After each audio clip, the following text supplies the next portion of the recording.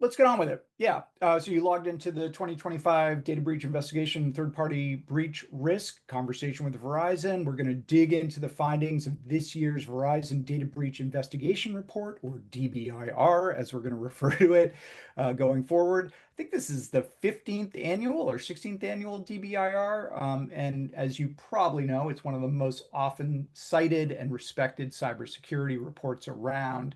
So we're going to take a look at what the findings in this year's report were, and we're going to look at the growing issue in particular of software supply chain risks, the attacks and espionage looking to harvest sensitive data from both public and private organizations, and talk about some of the insights that both Verizon and ReversingLabs have on how best to address some of those problems. And I'm happy to be joined in our studio today with a couple great guests. First is Phil Langlois, who is a senior principal threat intelligence analyst at Verizon Business. Phil is the lead engineer and co-author of the 2025 DBIR and a bunch of other DBIRs from previous years. Prior to joining Verizon, Phil worked at CIS, leading various data-driven projects such as CIS Controls and the MS ISAC Nationwide Cybersecurity Review. And when he's not working or recreationally programming, he enjoys the great outdoors in upstate New York with his wife, son, and 2 dogs. Phil, welcome. And let's cut to the chase. What kind of dogs do you have? They're the very special breed of Chihuahuas. So they're Dachshund wiener dogs. All right. Okay. High maintenance, low maintenance? Very low maintenance. The Chihuahua, so the Chihuahua side likes to lay around, and the Dachshund side also likes to lay around. So they're very easy to take care of. Okay. I got a golden retriever, much more high maintenance.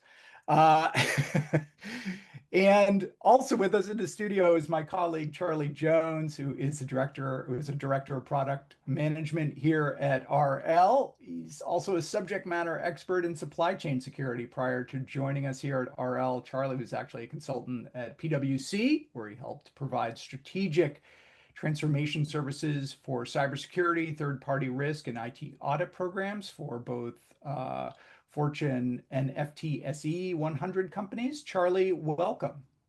Thanks for having me, Paul. I also, if it counts, have a chocolate Labrador that is also great high maintenance. That was just eating my daughter's breakfast this morning. So counter surfing, man. You gotta, you can't turn your back. Can't turn your back. I'm guessing there are people in the audience who are nodding their heads right now as we're talking. Okay, cool. So just a quick overview of the agenda today. There's a lot to talk about in this year's DBIR, as there is every year. And that includes what we might start with, which is a really cool cover art for this year's report. But in this conversation, we're going to zero in on a couple topics. And at the top of that list is third-party involvement, third-party risk, and the involvement of third-party organizations in breaches, and how they're really being targeted these days and what organizations can do to respond to that growing threat. We're also going to dig into how sensitive enterprise data is being targeted, but how it's exposed, how it's being compromised, and what might be behind that. So, and then we're going to address your questions and comments at the end of our conversation. So again, if you've got them, feel free to load them into the Q&A window. I don't always necessarily wait till the very end. If you raise a question at a time that we're talking about this, I'm happy to take it early. So if you got questions, feel free to load them up. Okay.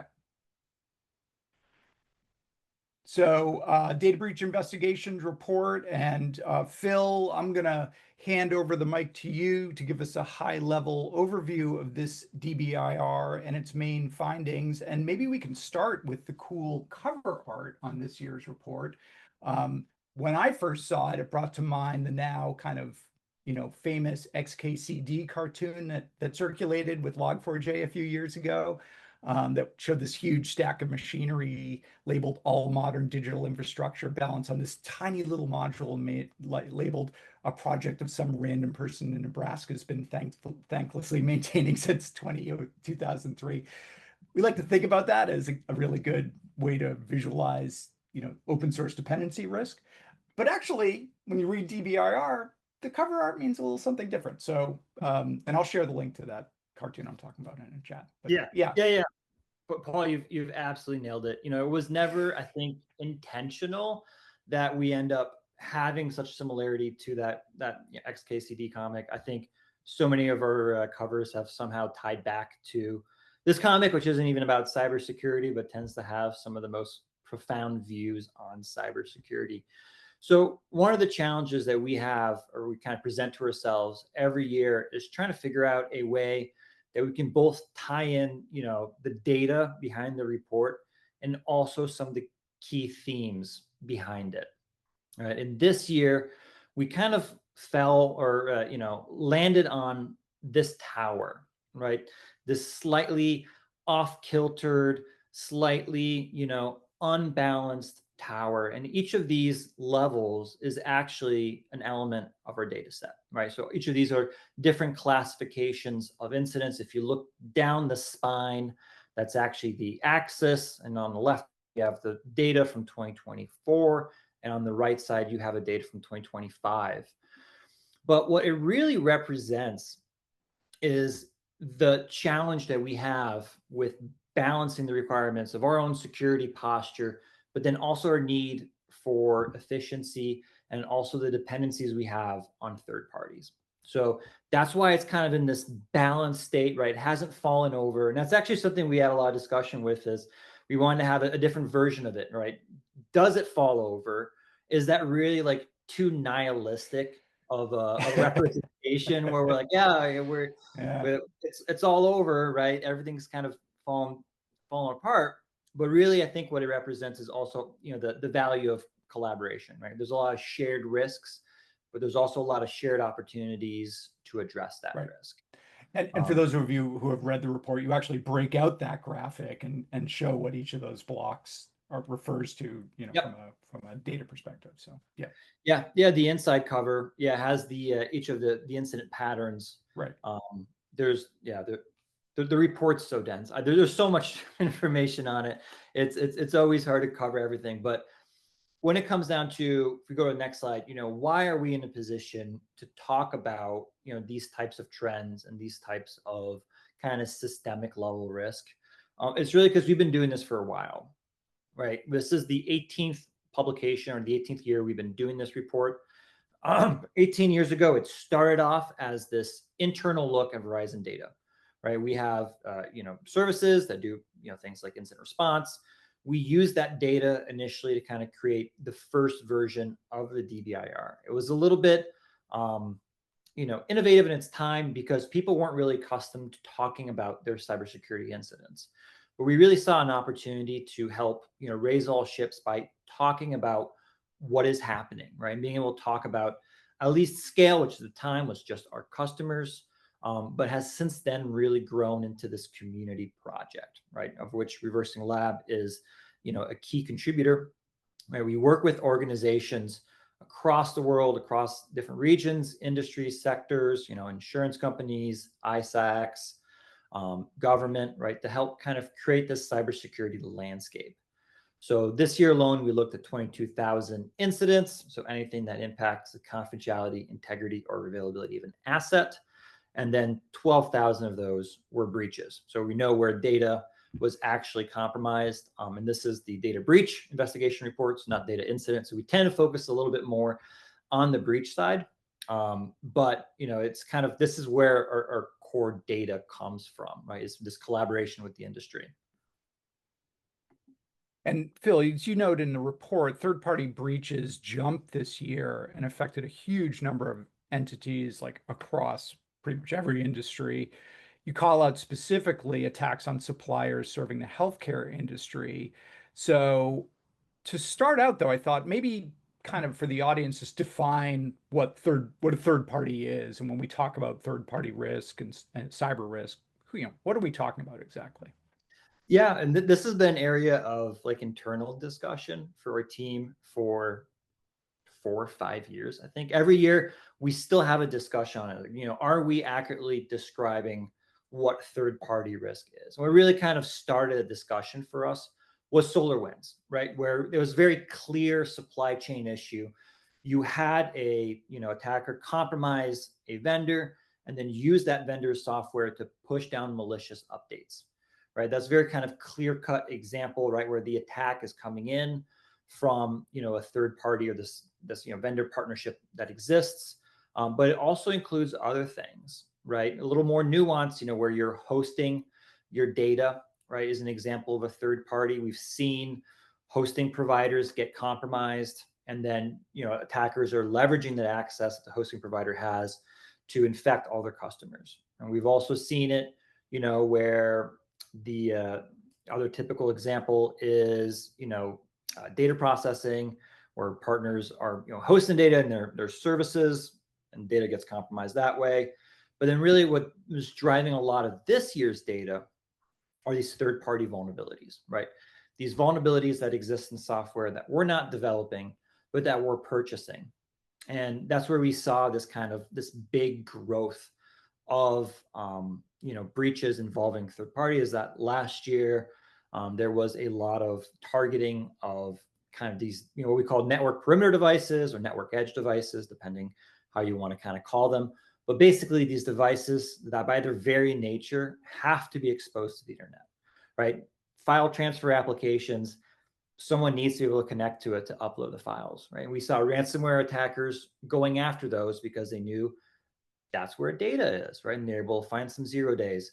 Saw a lot of other actors targeting VPNs, right? So we saw this kind of big increase in the exploitation of vulnerabilities. So the way move on was the example of that, right? Yeah. Right. Yep. The move it, and then there's also Move it, sorry. yeah, there's been a few other ones. I think it's like almost like a cycle where you can tell they're going into research and development to find another one, and then a few months later they weaponize it. But yeah, so we have third parties that are vendors that we're purchasing. We have third parties that are hosting our data or have access to our data.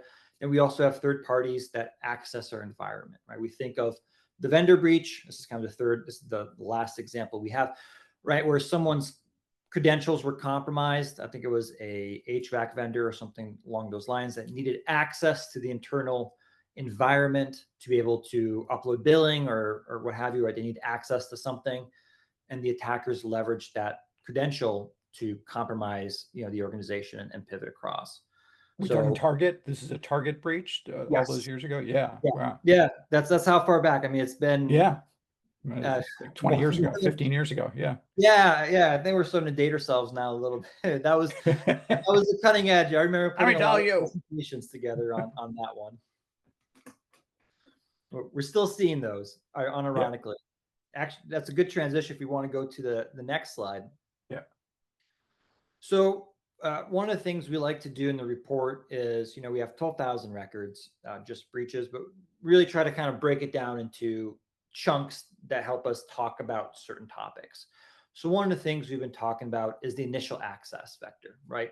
So how are attackers gaining access to the environment to do whatever they're going to do, right? Whether it's nation state steal stuff, or it's, you know, ransomware actors deploying their payload. There's kind of these commonalities, and they really fall within these three large buckets, right? You have credential abuse, like I mentioned, walking through the front door with a set of credentials, phishing, and then we also see exploitation or vulnerability. And we see from 2023, there's been kind of this steady increase of exploitation of vulnerability being as one of the main ways in, right? In which organizations, once again, being targeted, it's the external facing infrastructure. Some of these are 0 days. So you as a consumer have very limited things you can do to protect yourself against these types of attacks. So what really ends up, I think, being an important part of the discussion is how do we move the security discourse, not from just being reactive, how quickly can we patch?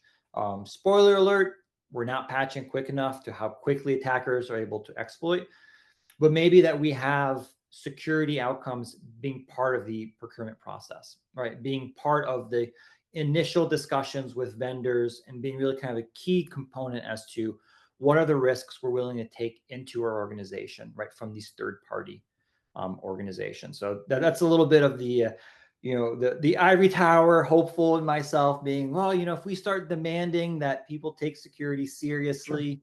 Sure. But I've talked to a lot of folks who've been doing this a lot longer than me, and they've been saying the same thing for much longer than me as well. So it's definitely a challenge. Yeah, this is what SZA talked about with kind of secure by demand, right? Which is, in the absence of, rigid, regulatory requirements, there is market-based requirements, market-based influence to get the results you want. So Charlie, this is third-party risk is something that you've been working on for a lot of your professional life, including your time working at PwC. And when you were there, you helped kind of create this risk segmentation model for third-party risk. Could you talk about that and why companies might need to expand their concept of third-party risk from where it is now, right? We're used to the old kind of, well, we have we have surveys we give to our vendors, and they fill them out, or there's the bit site and the kind of posture management or monitoring, but it's bigger than that these days, right? Yeah, you mentioned risk segmentation. For those that don't live in the TPRM world operationally every day, essentially what that does is you can't large Fortune 100, Global 1000 enterprises interact with tens of thousands of vendors in order to deliver their product or service to the market. And so you can't oversee everyone with the same level of monitoring and due diligence and hold their hand from the beginning of a vendor relationship to offboarding them. So you need to manage them in some way. The easiest to do that is based on risk.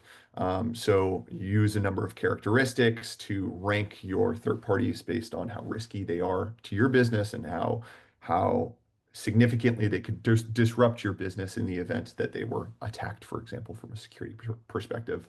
And then you manage due diligence and monitoring based on critical versus a low.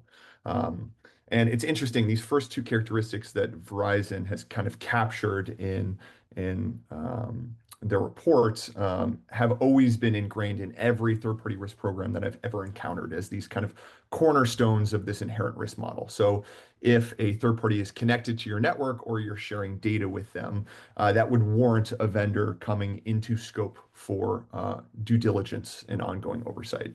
And it wasn't really until after we experienced a number of really high-profile attacks, the SolarWinds style attacks that Phil was talking about originally, that this third characteristic was ever considered, right? Far too often we had a commercial off-the-shelf software product that was supplied by a vendor that the business simply procured and you host on your own infrastructure, right? They don't have access to your data and they don't have connectivity into your network.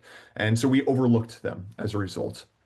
That being said, I think we clearly recognize that these vendors that fall into the third bucket clearly pose a significant risk based on the number of high-profile breaches that we've had on software vendors in recent times. So I am really pleased actually to see Verizon recognizing it in this report as a type of third-party relationship that needs to be treated differently, right? Especially when you think about how you assess a software vendor. It may be very different than how you assess a managed service provider or a business process outsourcer. And actually, if you go back to that slide, going back to the relationship that we actually were just talking, or the discussion that we were just talking about, Phil had mentioned, like third-party relationships can get very complicated and nuanced very quickly.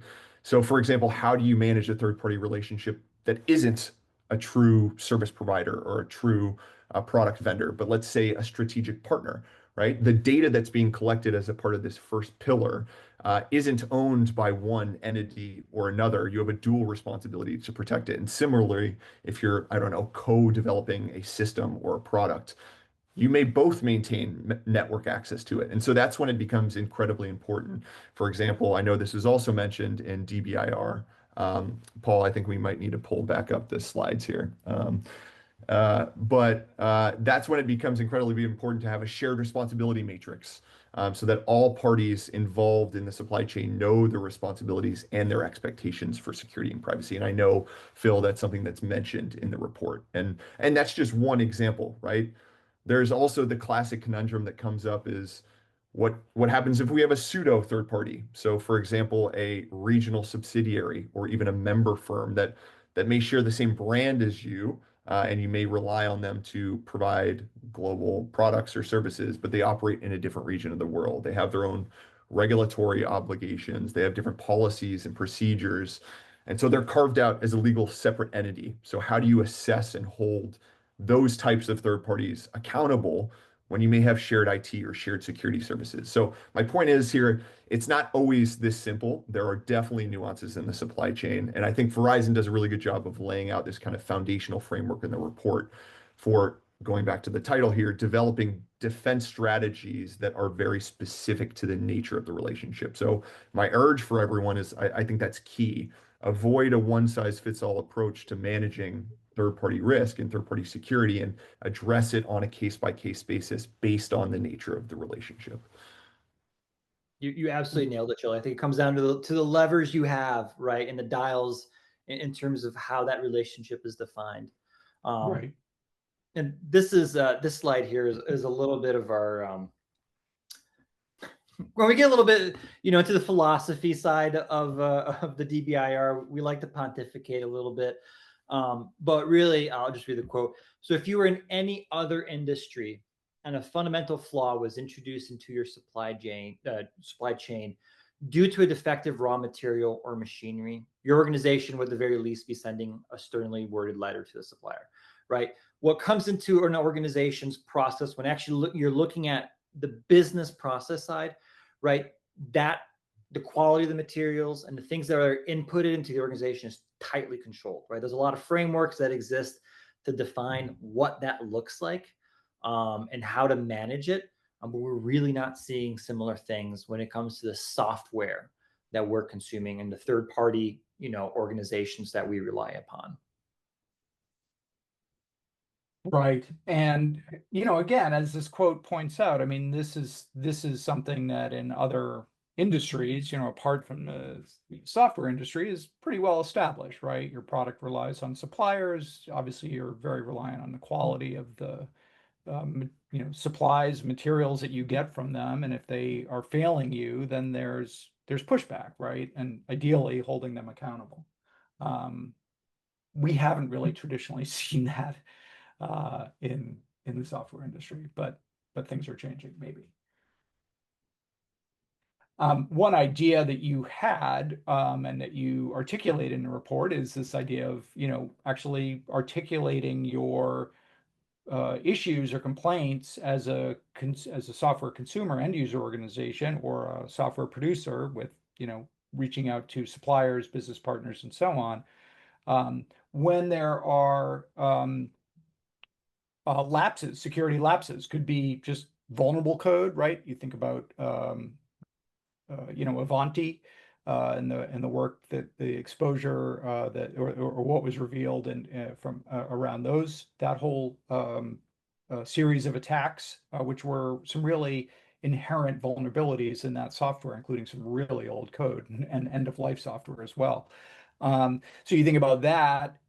This is a letter from JP Morgan Chase's executive to third-party suppliers. I thought, Charlie, maybe just give us a quick review of what this was about and what prompted this from JP Morgan Chase, obviously one of the most prominent and wealthy firms out there.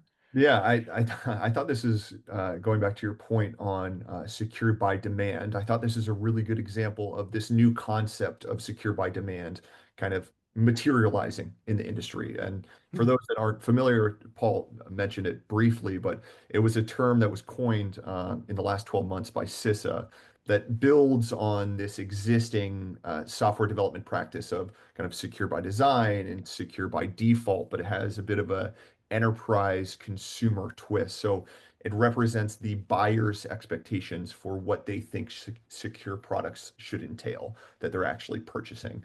And so here we see Pat O'Pett, the CISO of JPMC, driving this call to action for all software vendors to change kind of their course of development activities to prioritize security instead of prioritizing kind of the speed of feature development or speed of market entry that we know is such a measurement of success in the software development industry. And this is significant because, as Paul said, you have one of the largest financial service organizations in the world, who has one of the most mature cybersecurity programs in the world, and arguably the most contractual leverage over a third party of anyone out there. And even they are recognizing this as a significant blind spot for them, that third party security is exposing their business and their customers. And he actually goes on to say in the letter, this is one of the few domains of cybersecurity where we're actually seeing regression in the industry. So the broad consensus is our ability to manage third-party security risk is actually getting worse over time, which I found was really interesting. Right. I mean, one of the issues that comes up is what, the analyst Wendy Nather called the security poverty line, right? Which, and I'm sure a lot of our attendees would be like, well, yeah, if you're JP Morgan Chase or you're, Apple or Microsoft, like, yeah, you can send a letter and get some response, even if it doesn't address the issue that you're writing about. Most other organizations, aren't probably going to get that kind of response because they're just, they're fairly small. What do you think is the answer to that for organizations that are saying, yeah, we would love to push back. We don't really have the clout of JP Morgan Chase, so would it be just a waste of our time to make that, to reach out in that way, make that connection, have that conversation? Is that a waste of our time, or is it No, is it valuable? I don't think it's a waste of our time. Yes, Yeah. as you said, in a perfect world, we would all have the contractual leverage that they do. You say jump, the software vendor says how high, right? If I'm a small business, I hear that challenge all the time. I don't have the leverage of a large bank to tell my vendor what to do. And it's true, right? Small businesses in isolation do not have that much power. But you can vote with your wallet, and the cumulative power of SMBs rallying behind this call to action that JPMC has set for software vendors can create sizable market incentive for developers to change course and prioritize security. The other thing that will help, of course, is regulation. You mentioned that before, Paul. In the US, we don't see the same regulatory traction right now or interjection with this current administration that we do in Europe, for example, for secure software behind things like the Cyber Resilience Act and DORA, the Digital Operational Resilience Act.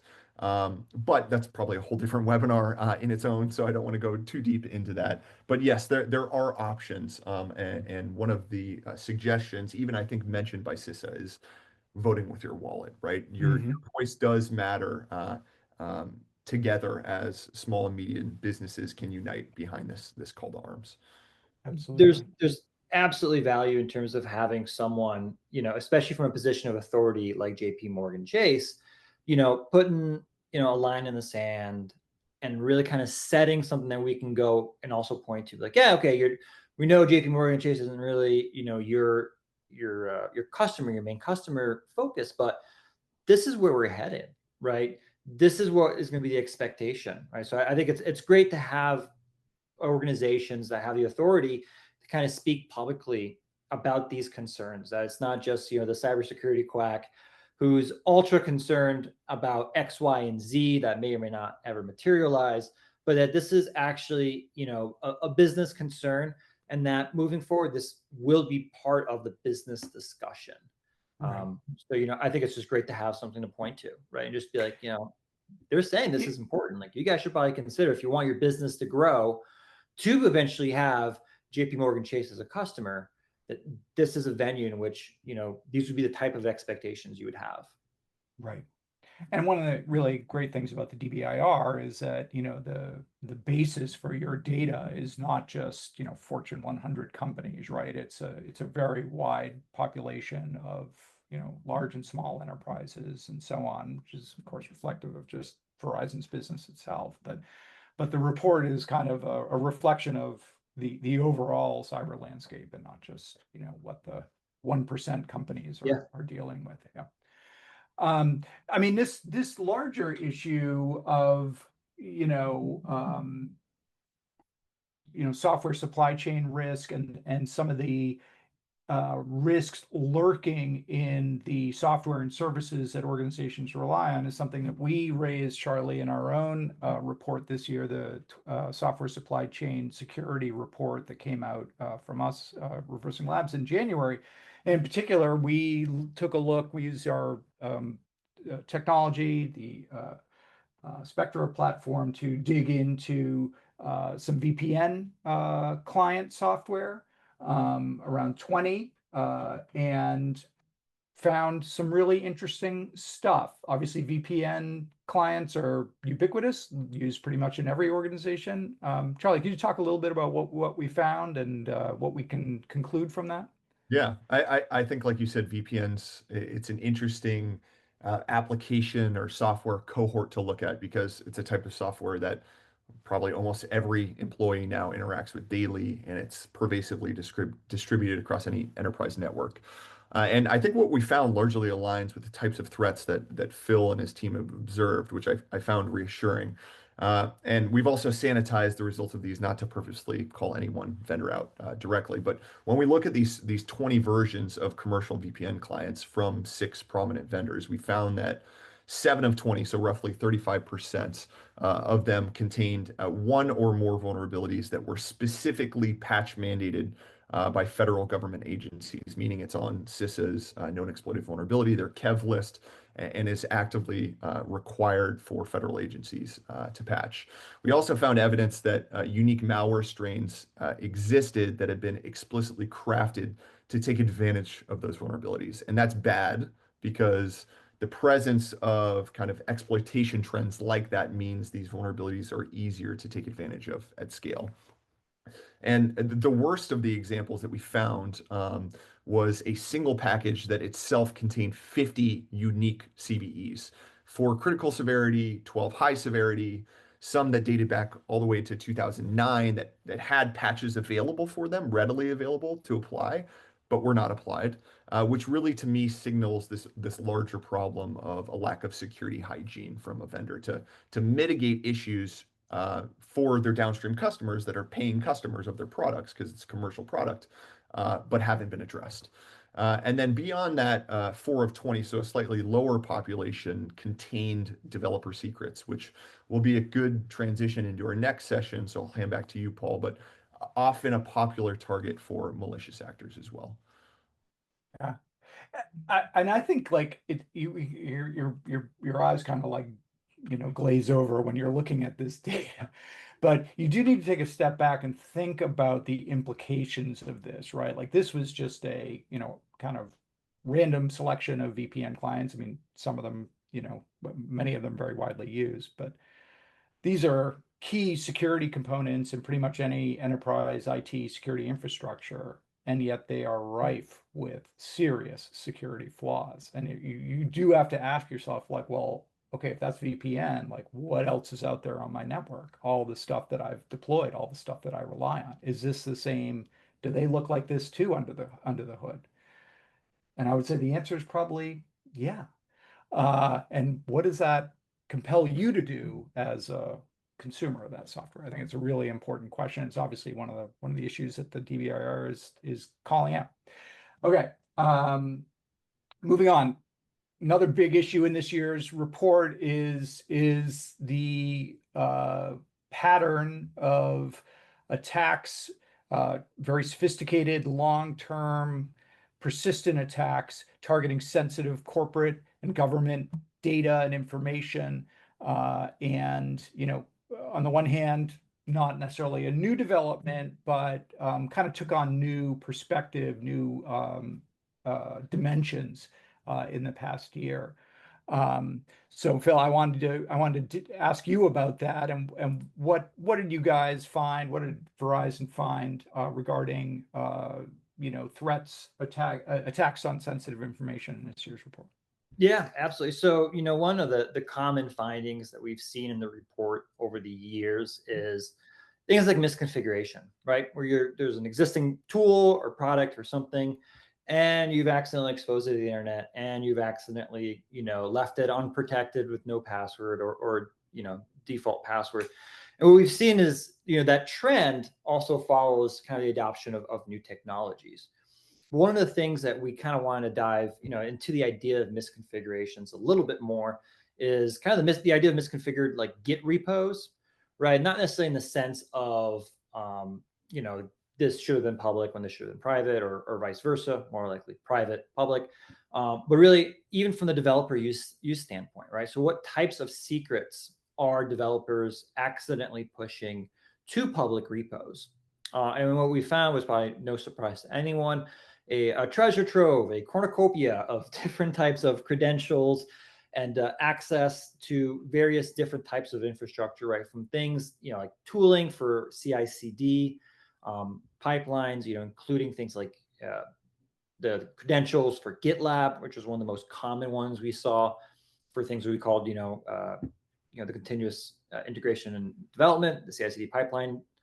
But then we also found secrets associated with web applications, right? So JSON web tokens, which is one of the ways in which you can authenticate into web applications, was found in about 66% of these web application focused secrets.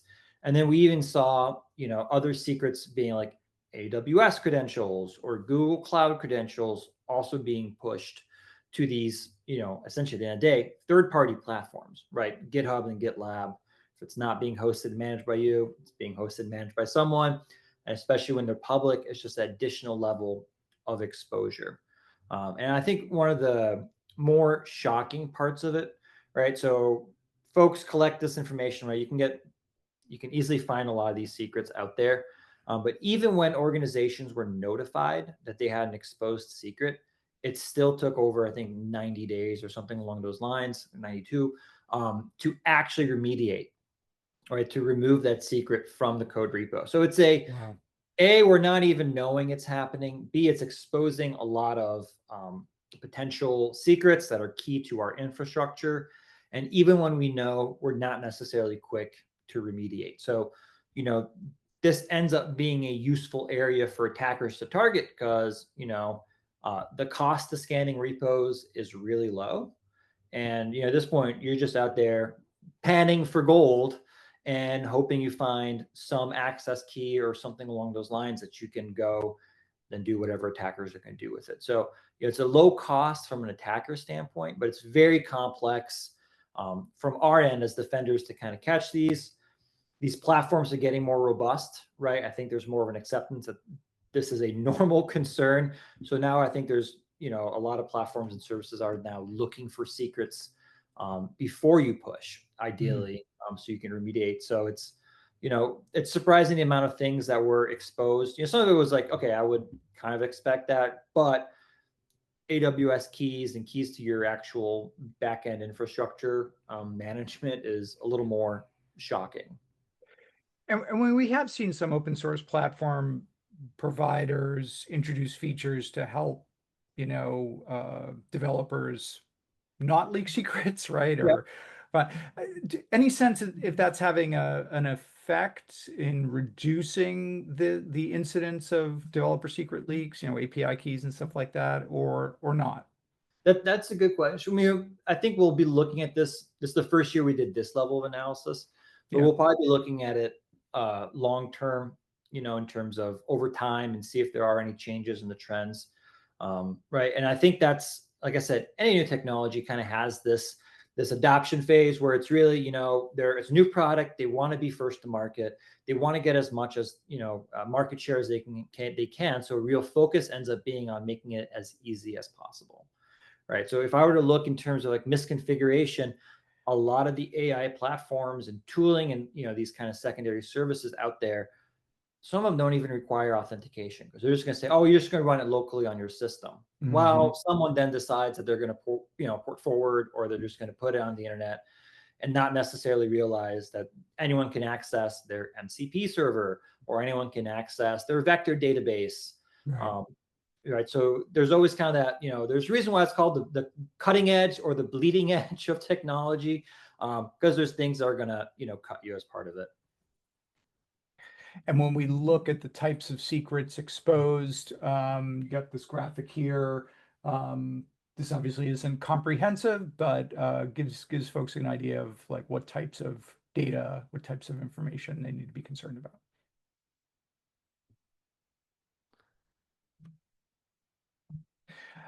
So Charlie, Phil's take aligns with what, our own, again, 2025 software supply chain security report found. Can you highlight kind of what we found here at RL when we dug into open source repos looking for secrets and kind of what we can conclude from that?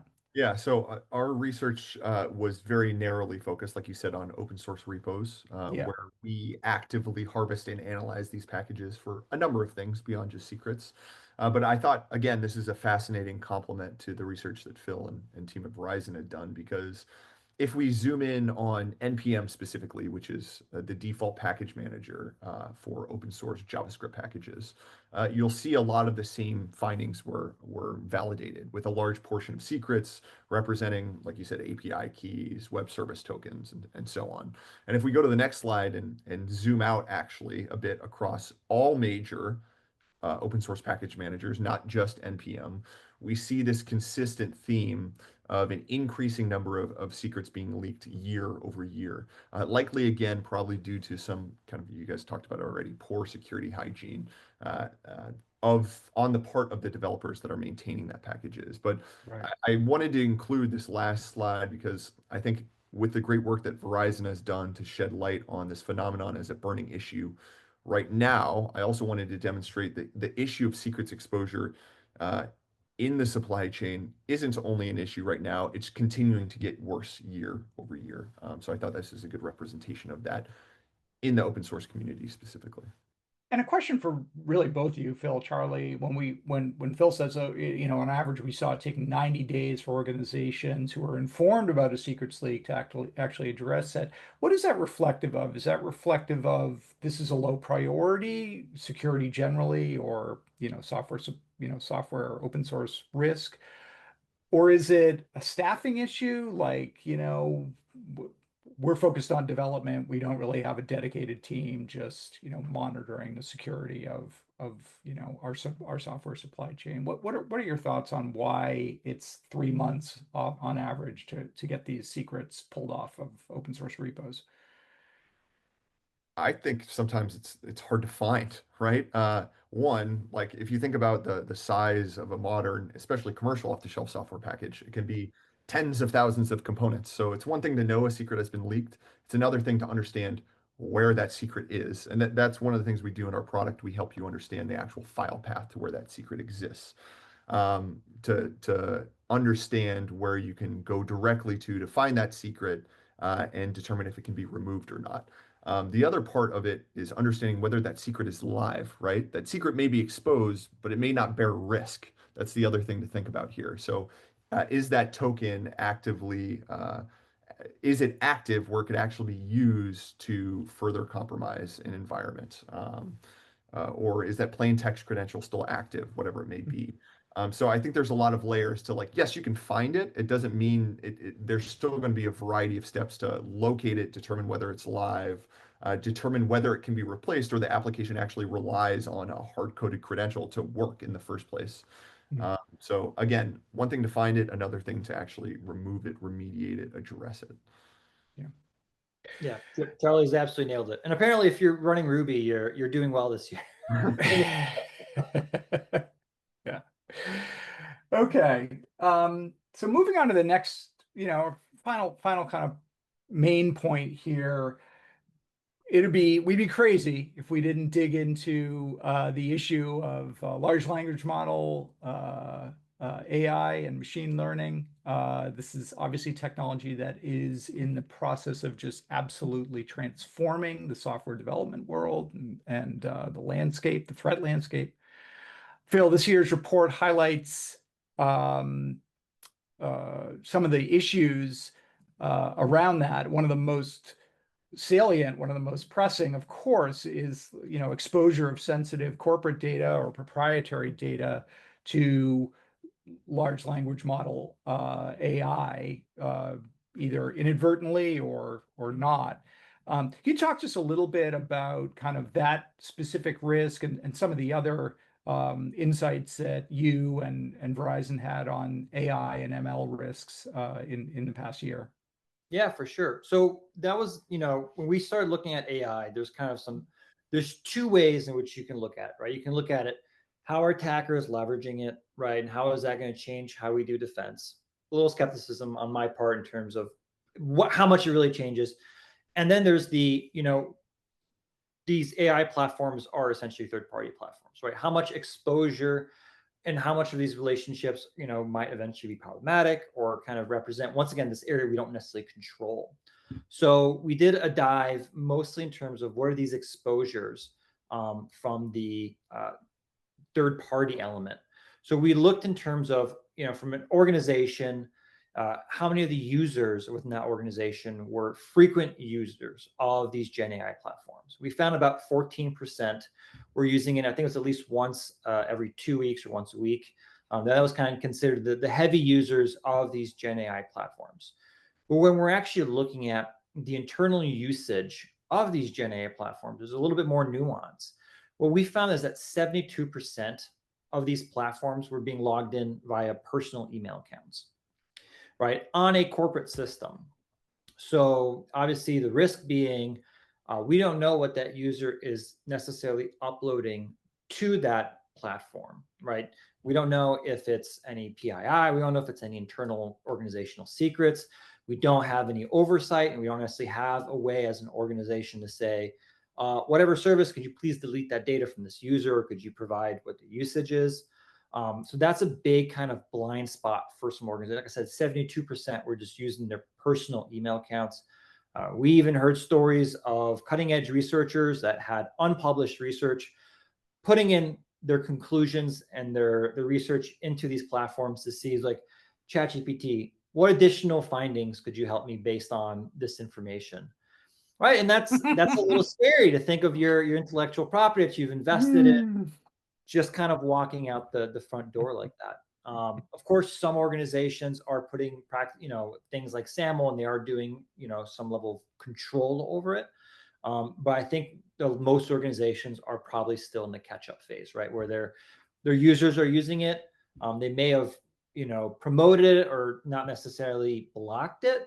And it's blocking it's also very complicated. It's a whack-a-mole. There's so many of these Gen AI platforms now that they just don't necessarily know what's going out of their environment that way. Right. And Charlie, of course, exposure of data is definitely a very, pressing problem. But as RL showed in our research this year, it's just one aspect of the AI and ML risk to organizations. Talk just a little bit about some of the other risks that are out there that have been written about less, but my guess is are going to be taking up more people's attention in the months ahead. Yeah. So ReversingLabs taken a slightly different approach to viewing enterprise AI risks. So focusing our research not on how, like Verizon is doing it, how employees are authenticating or using generative AI applications and services, but instead on the underlying models that power these services. Where do they come from, and what threats they may be susceptible to? And one of the trends that you can see highlighted in the slide is we've noticed that the large proportion of machine learning models are actually vulnerable to malicious code injection or arbitrary code execution. And one of the key contributors to this issue is the widespread use of serialized file formats, which, if you aren't familiar, is used to distribute these machine learning models much more broadly on popular platforms like Hugging Face, for example. And there's one specific file format that you can see highlighted here, known as pickle files. And those pickle files are used for serializing Python objects, which are inherently exposed to compromise because they allow Python code to actually be executed during the deserialization process. Now, if that's a new concept to many of you, like it was to me a few months ago, a very quick summary is that serialization is the process of converting these very large data structures that machine learning models come on to shareable formats like a pickle file, so it can be portable and shared for broader use. And deserialization is the exact reverse of that. So it's you're reconstructing the object so that it can be used again. And the issue is that malicious actors understand that you can inject malicious code that runs on the local machine or the program in the event that that object is reconstructed and loaded, because your machine thinks It's just instructions for using the machine learning model that's been shared, rather than understanding it's been purposefully injected and executing with malicious intent. And so our threat research team did some research. I think we have it linked at the end of this deck here, but they found a variety of ways that these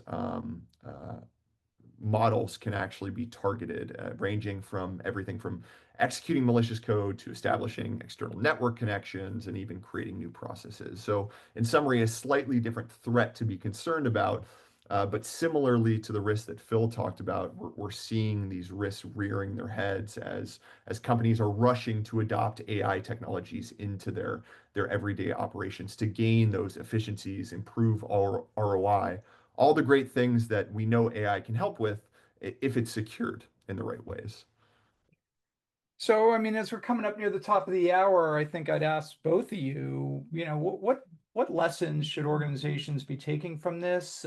What types of, approaches, new approaches, are needed to address some of these risks that we've been talking about today? Charlie, I'll start with you. Yeah, I'll start. I try to make it as simple as possible on the slide here. I was thinking as I prepared for this webinar, like the overwhelming amount of controlling requirements that one could recommend for third-party risk or supply chain security. I thought I'd instead kind of offer a very simple methodology for addressing the problem, one that's what's built for what I call the modern enterprise, right? One that both develops software, whether it's put on the market or just developed for internal use, and one that buys commercial software to run their everyday business. So boils down to ensuring, are you using safe building blocks to develop software, making sure they come from trusted sources and haven't been tampered with in any way. That includes everything from, like we talked about today, open source artifacts to machine learning models. Are you buying safe software? Again, is it coming from a trusted vendor that you've built a relationship with and you are continuously auditing and assessing? In the world of commercial software, that may mean moving away from traditional questionnaires and actually addressing and testing the package itself, the product that you're actually going to consume. And then finally, staying safe. This last bullet kind of represents the fact that the threat that's facing software supply chain security is dynamic and constantly evolving. And so the effort to combat it also needs to be evolving and dynamic. And when you think about software, that comes in the form of version changes. So patches, hot fixes, feature releases, putting yourself in a position where you can actually do what we call differential analysis. So compare the existing version that you're using as a business to a new version that's released to make sure that you are identifying any emerging risks, any potential tampering that has occurred in these SolarWinds style attacks, to make a business decision of, am I okay? Is it safe to move to this next version of software? Or has the actual security posture of this package eroded and actually gotten worse from version to version? So if you're thinking about where to start in this broader strategy, remember to build safe, buy safe, and stay safe. Phil, thoughts? My recommendations are going to be much simpler. Remember, security is a team sport, right? It's about having partnerships within your organization and finding advocates to help promote this, whether development, procurement, or leadership, right? We can only do what we do because we have folks that can help us get there. So, definitely the importance of partnerships in your endeavors. Absolutely. So we've got some additional resources here that obviously DBIR top of the list, as well as ReversingLabs' own software supply chain security report. We've also got some white papers that you might be interested in on assessing commercial software risk, and there's a CISO survival guide. So we've got links to all of those that we'll share with you. And they can certainly help you as you're looking to sort through these problems. Do you have a question? We had a question. Okay, Charlie, you responded on a good resource for Python object serialization, and ReversingLabs has done some really good research on that topic. So definitely check that out. On the questions and answers, ReversingLabs issued a security alert for a novel Sorry, Oops, as I was pulling up the resource for you, you can hear in the background. plenty of Yeah. research done, so I tried to post That's those. all right. But we're at the top of the hour, so I just wanted to thank everybody for coming on, and also thank, of course, Charlie and Phil for taking the time. Really, really interesting discussion. Phil, thanks to you and Verizon for the DBIR. It's a huge resource for us all.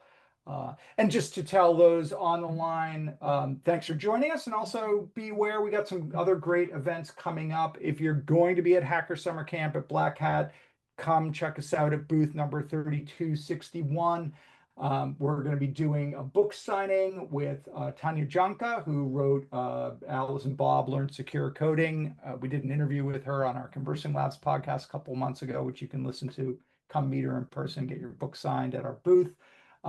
And check out, I'm doing a talk at B-Sides Las Vegas on Tuesday evening at 6 p.m. talking about cyber risks and end-of-life software and kind of the implications for critical infrastructure, public health and safety. I'm going to be speaking with Stacy Higginbotham of Consumer Reports and Silas Cutler of Census. It did a really interesting report on threats to water infrastructure. So that's another thing for you to check out. And I think with that, we're done. Charlie, Phil, any final thoughts? Thanks for having us. Yeah, thanks for joining, everyone, and feel free to reach out if you do have any questions that you didn't feel comfortable asking or that come up later that you'd like to discuss. This is a topic I'm sure Phil and myself are very passionate about and would love to take offline. Absolutely. And of course, when that survey pops up after the webinar is done, make sure to fill it out and let us know what you thought. But thanks very much, everyone, for joining us. And stay tuned. We got more of these coming up in the future. Thanks. Cheers. Cheers.